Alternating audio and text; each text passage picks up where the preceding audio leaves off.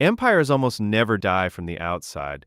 Somebody comes along eventually and kicks the door in, but the door was already rotting off its hinges, and the rot was an inside job. It is usually one decision, one man at the top who looks at the most powerful thing humans have ever built and decides to bet it on something stupid. Here are five of those decisions and the wreckage each one left behind.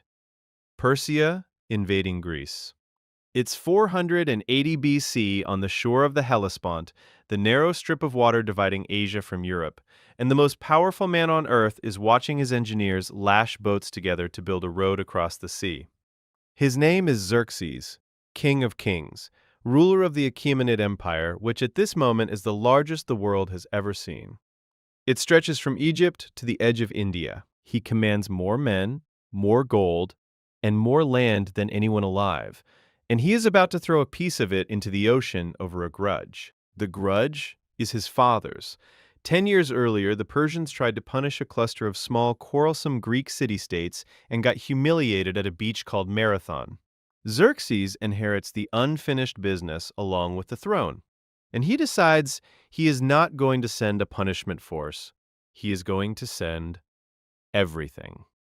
The army he assembles is so large that ancient writers reach for numbers that stop meaning anything. Herodotus claims millions. The real figure is probably somewhere between 1 and 300,000, which is still the biggest invasion force the ancient world ever sees.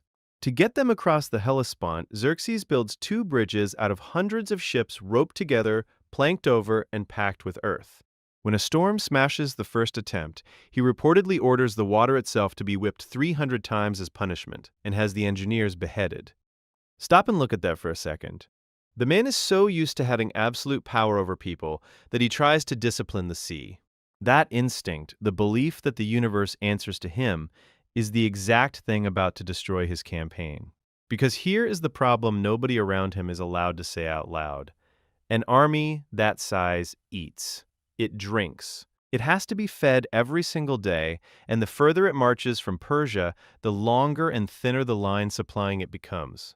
Xerxes brings a navy of hundreds of ships partly for this exact reason, to shadow the army along the coast and keep the food flowing. The whole invasion is a single enormous organism, and its lifeline runs along the water. At first it works. The Greeks make their famous stand at the pass of Thermopylae, where a small holding force, the 300 Spartans and several thousand allies, buys time before being wiped out. Xerxes burns Athens. From where he stands, this looks like a conquest going to plan. Then comes the Strait of Salamis.